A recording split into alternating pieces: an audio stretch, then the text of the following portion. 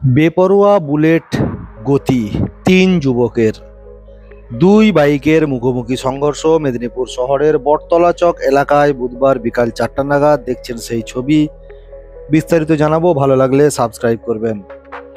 স্থানীয়রা 2 বাইকের 4 জনকে উদ্ধার করে চিকিৎসার জন্য পাঠায় মেদিনীপুর মেডিকেল কলেজ হাসপাতালে।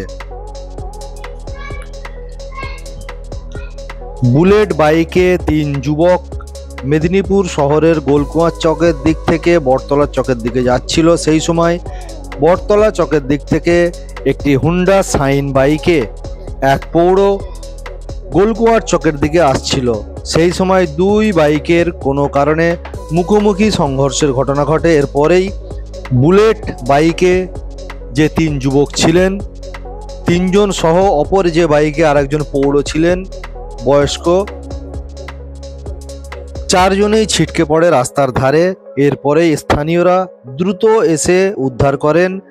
এরপরেই টোটোয় করে মেদিনীপুর মেডিকেল কলেজ হাসপাতালে 4 জনকেই পাঠায় চিকিৎসার জন্য। 3 যুবক ও অপর এক বাইকে থাকা পৌর 4 জনেরই নাম পরিচয় জানার চেষ্টা করছে মেদিনীপুর কোতোয়ালি থানার পুলিশ। দেখছেন সেই ছবি, বুলেট বাইকের যে সাইলেন্সার টুকরে গিয়েছে, বুলেট বাইকের সামনের যে অংশ পুরো ভেঙে গিয়েছে,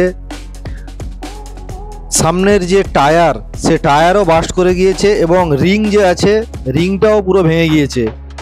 তার কারণ যেটা মনে হচ্ছে বুলেট বাইকের গতি যথেষ্টই ছিল।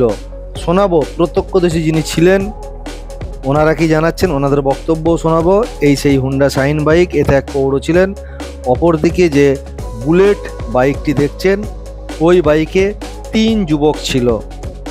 মেদিনীপুর শহরের বটতলা চক এলাকায় গোলকুয়ার চক ও বটতলা চকের মাঝে এই দুর্ঘটনা ঘটে। শুনুন প্রত্যক্ষদর্শীর বক্তব্য। হয়েছে বলতে গেলে গোলকুয়ার চকের দিক দিয়ে বটতলার দিকে একটা বাইক যাচ্ছিল। কি বাইক? বুলেট 350। ওই বাইকে 3 জন ছিল, অল্প বয়স্ক, দেখেও মনে হচ্ছিল লাইসেন্স নাই। আর ওদিক দিয়ে একজন বয়স্কপ্রাপ্ত কাকু আসছিলেন হন্ডা শাইনে করে।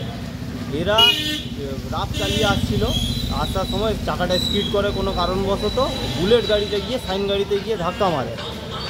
4 জনই, বুলেট গাড়িতে 3 জন, আর যে কাকুকে মেরেছে সে কাকু 4 জনই হসপিটালে নিয়ে যাওয়া হয়েছে 4 জনকে। এই জায়গাটার নাম কি? এই জায়গাটার নাম হচ্ছে আইবি পেট্রোল পাম্প বটতলা। আপনার নাম? আমার নাম সৈয়দ আরমান আলী। শুনলেন ওনার বক্তব্য। উনি যেটা জানালেন, বুলেট বাইকের গতিটাও যথেষ্ট ছিল এরকমই মনে করছেন। সেই সঙ্গে হালকা বৃষ্টি পড়ছিল, চাকা কোনো কারণে স্কিড করে গিয়েছে। যাই হোক দর্শক বন্ধু, বৃষ্টি হোক বা নাই হোক গাড়ি সাবধানে চালাবেন, নিয়ন্ত্রণে চালাবেন গাড়ি।